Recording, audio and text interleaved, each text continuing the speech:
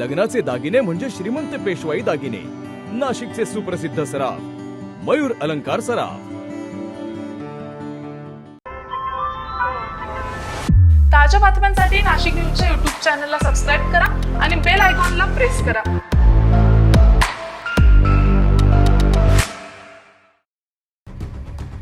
नाशिकमधून एक मोठी बातमी समोर येत आहे. भोंदूबाबा अशोक खरात याला अंमलबजावणी संचालनालयानं म्हणजेच ईडीने ताब्यात घेतलंय. नाशिक मध्यवर्ती कारागृहातून त्याला ताब्यात घेतल्यानंतर ईडीचे पथक त्याला घेऊन मुंबईच्या दिशेने रवाना झाले. आज 19 मे रोजी ही कारवाई करण्यात आलेली आहे. तर नाशिकमधून कायदेशीर प्रक्रिया पूर्ण केल्यानंतर ईडीने खरातला आपल्या ताब्यात घेतलंय. त्याला पुढील सुनावणीसाठी मुंबईतील विशेष PMLA न्यायालयामध्ये हजर केलं जाणार आहे. अशोक खरातवर सुमारे 70 कोटी रुपयांच्या मनी लॉन्ड्रिंगचा गंभीर आरोप आहे. बनावट बँक खात्यांच्या माध्यमातून आर्थिक गैरव्यवहार केल्याचाही आरोप असून तपासामध्ये मोठे आर्थिक व्यवहार समोर आलेत.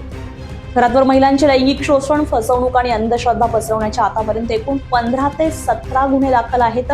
याआधी ईडीने खरातच्या बँक लॉकरवरती छापा टाकत कोट्यावधींचे दागिने, परकीय चलन आणि महत्वाची मालमत्तेची कागदपत्रे जप्त केलेली होती. तसेच तपासामध्ये खरातने एकाच दिवशी सुमारे 60 बँक खाती उघडल्याचेही समोर आलेले आहे. पीडित महिलांच्या कागदपत्रांचा गैरवापर केल्याचा आरोप देखील त्याच्यावर आहे. दरम्यान आज नाशिकमधून ईडीने अशोक खरातचा ताबा घेत ईडीचे अधिकारी खरातला घेऊन मुंबईच्या दिशेने रवाना झालेत आणि आता या प्रकरणामध्ये आणखी धक्कादायक खुलासे होण्याची शक्यता आहे. तर ईडीचा तपास आता अधिक वेगाने पुढे जातोय. संजय परमार, नाशिक न्यूज, नाशिक.